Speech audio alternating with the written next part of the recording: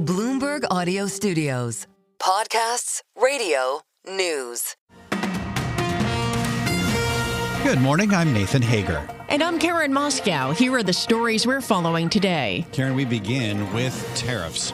President Trump has made good on a promise of sweeping levies on China and North American allies. As of midnight, most goods from Canada and Mexico now face a 25% charge, while the tariff on Chinese goods has been doubled to 20%. In comments heard live on Bloomberg Radio, President Trump said the tariffs will help bring manufacturing back to the U.S. I would just say this to people in Canada or Mexico: if they're going to build car plants, the people that are doing them are much better off building here, because we have the market. We're the market where they sell the most. President Trump says there was no room left to reach a deal with Canada and Mexico, as he hopes to force them to address fentanyl flows into the U.S. Vast amounts of fentanyl have poured into our country from Mexico, and as you know, also from China, where it goes to Mexico and goes to Canada. And China also had an additional 10, so it's 10 plus 10. And it comes in from Canada and it comes in from Mexico. And President Trump added the tariffs will be exciting for U.S. automakers. The administration has delayed the removal of a so-called de minimis exemption for now. That means Canada and Mexico can continue shipping low-cost goods over the border without a tariff. Well, Nathan, Trump's move has prompted a swift retaliation from Canada and China. Canada has imposed phased levels on $107 billion worth of U.S. goods, while China imposed tariffs as high as 15%, mainly on agricultural shipments. Meanwhile, Mexican President Claudia Sheinbaum said her government would await for the tariffs to go into effect before reacting, but they are ready to respond. Canadian Foreign Minister Melanie Joly spoke before the tariffs were put into place.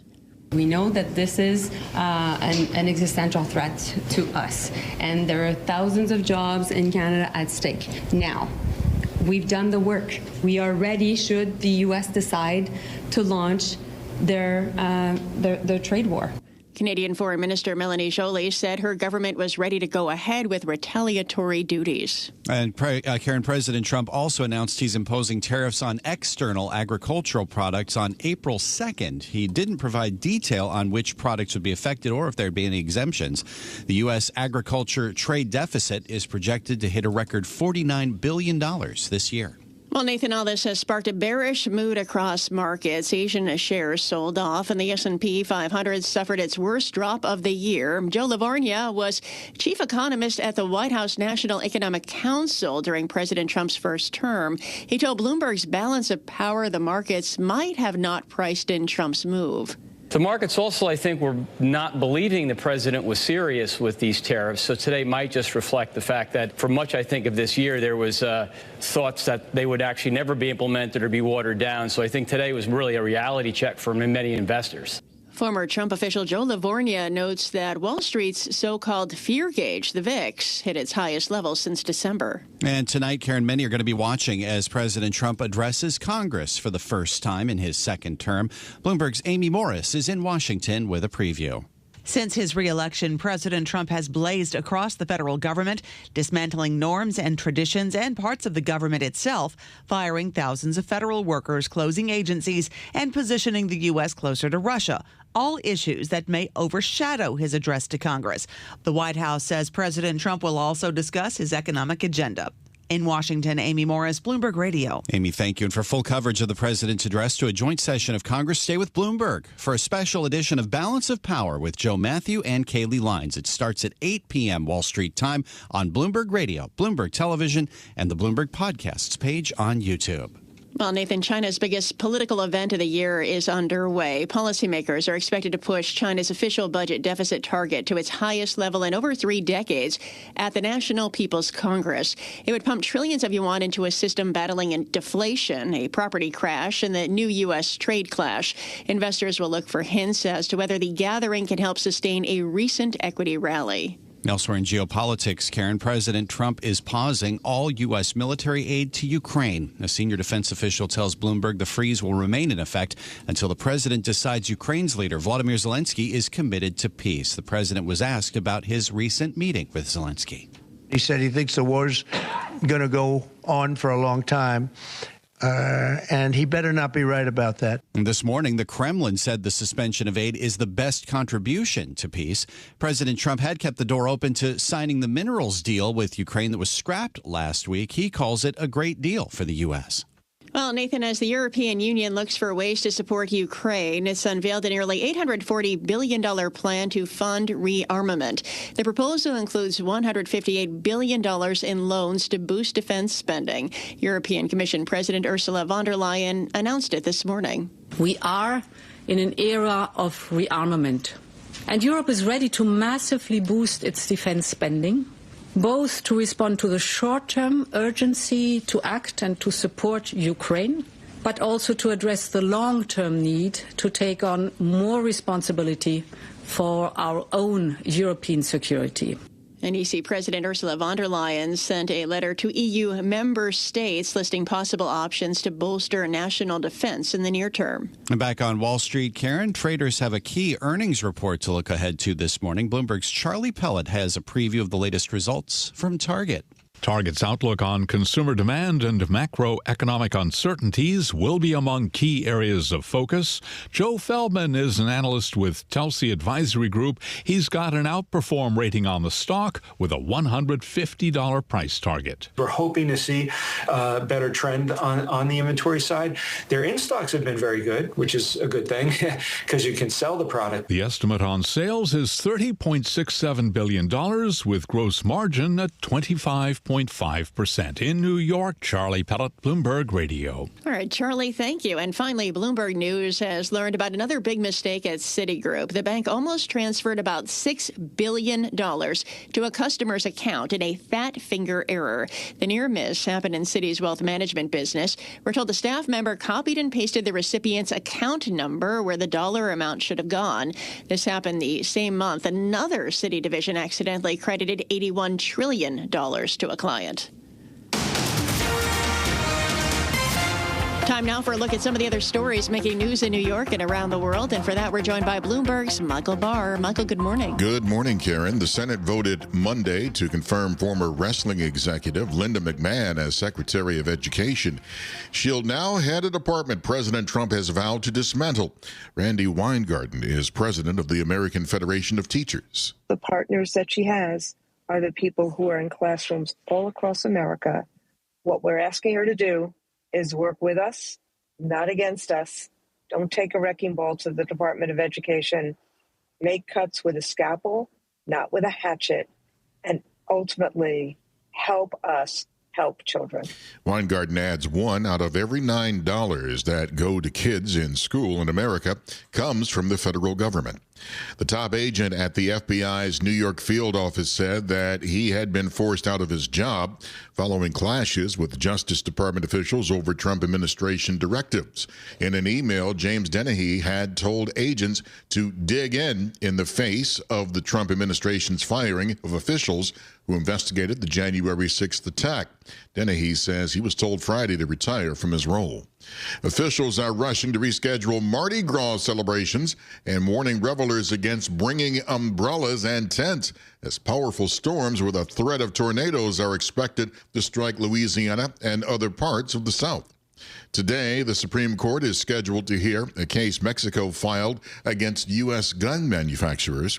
Mexico alleges that Smith & Wesson and other manufacturers aided and abetted illegal gun trafficking in violation of U.S. law, which in turn harms Mexico. Former federal prosecutor and Loyola Law School professor Lori Levinson. This might be an uphill battle, frankly, for the Mexican government, because there are so many legal issues that the Supreme Court will look at. And frankly, the Supreme Court has been very open to gun rights in the last decade or so. Professor Levinson, the hearing marks the first time that the Supreme Court will consider a federal law known as the Protection of Lawful Commerce in Arms Act. The 2005 law provides a legal shield for gun companies from civil suits. Global news 24 hours a day and whenever you want it with Bloomberg News Now. I'm Michael Barr, and this is Bloomberg. Karen.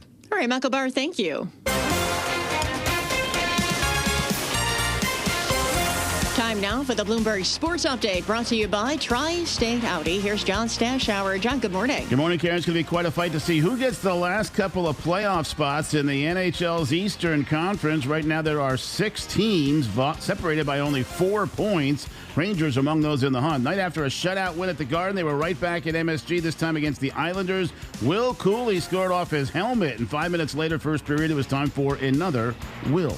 Back the other way, Carrick. Carrick dropped it off for Morgan. He scores!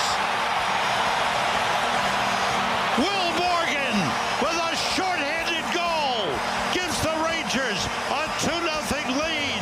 The Rangers' 11th shorthanded goal this season, second best in the league. Call on MSG. JT Miller scored third period. Artemi Panarin, an empty netter, his 25th. 24 hours after shutting out Nashville 4-0, the Rangers blanked the Islanders 4-0. This time with a different goalie, Igor Shesterkin, 21 saves, his 4th shutout of the season. The Capitals topped Ottawa 5-4 in a shootout. The Knicks at the Garden tonight to play Golden State.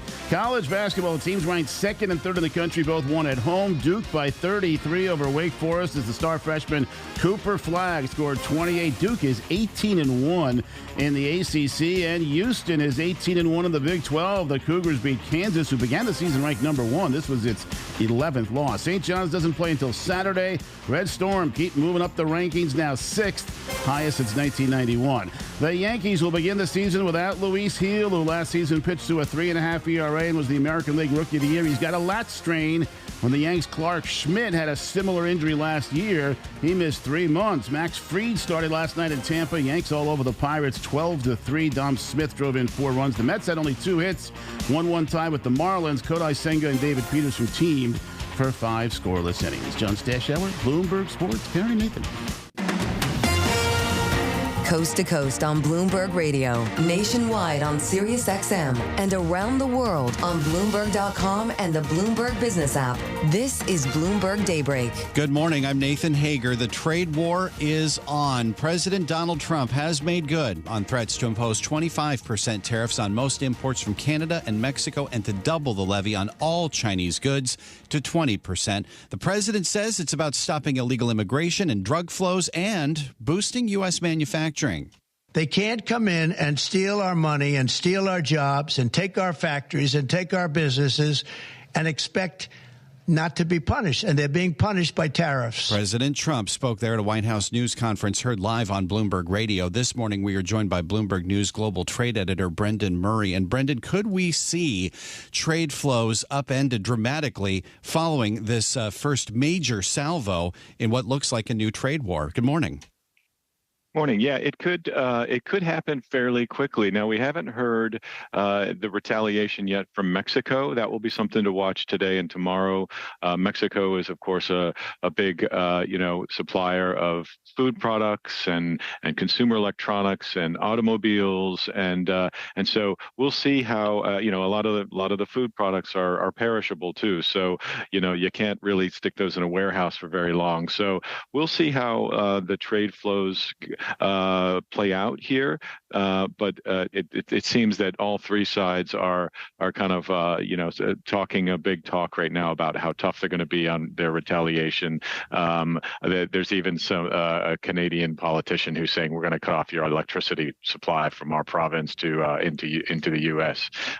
So we'll see how you like that. So it's getting I wouldn't call it that the tone isn't very sharp just yet, but both sides are kind of sharpening up the rhetoric, and we'll see if this is a short run situation or something that turns into a more prolonged trade war that starts to hit the economy.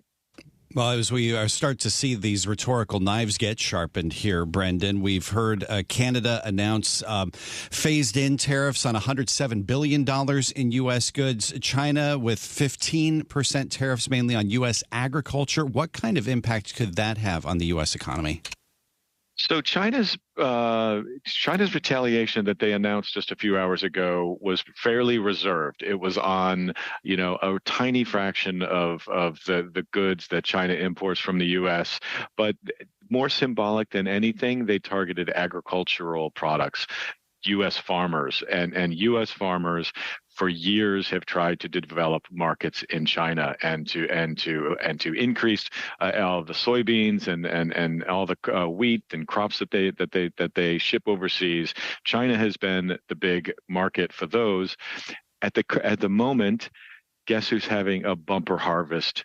Brazil. So if China says, look, we're going to slap tariffs on American agricultural products, the message is we've got somewhere else to buy from. So American farmers, would be getting nervous about this. And I think that's why one of the reasons why you saw Trump post on social media yesterday something about farmers are going to do great because we're going to put tariffs on all food imports, and so American farmers are going to do great. So a bit of preemptive reassurance there, I think.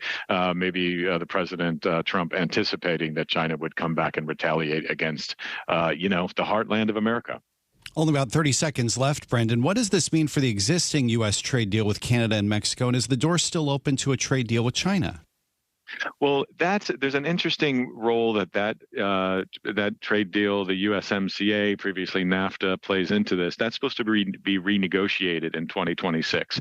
This was the deal that Trump renegotiated in his first term. It's up for renegotiation in 2026. And so perhaps what the strategy here is to put Mexico and Canada on the back feet, hit them with these tariffs, drive them to an early renegotiation in more favorable terms to the U.S. That's one way some folks are speculating this could play out, that this is really just kind of a flurry of things that the U.S. could do to sort of enter those negotiations in the strongest position possible. This is Bloomberg Daybreak, your morning podcast on the stories making news from Wall Street to Washington and beyond. Look for us on your podcast feed by 6 a.m. Eastern each morning on Apple, Spotify, or anywhere else you listen. You can also listen live each morning starting at 5 a.m. Wall Street time on Bloomberg 1130 in New York, Bloomberg 99.1 in Washington, Bloomberg 92.9 in Boston, and nationwide on Sirius XM Channel 121. Plus, listen coast to coast on the Bloomberg Business app, now with Apple CarPlay and Android Auto interfaces. And don't forget to subscribe to Bloomberg News Now. It's the latest news whenever you want it, in 5 minutes or less. Search Bloomberg News Now on your favorite podcast platform to stay informed all day long. I'm Karen Moscow. And I'm Nathan Hager. Join us again tomorrow morning for all the news you need to start your day right here on Bloomberg Daybreak.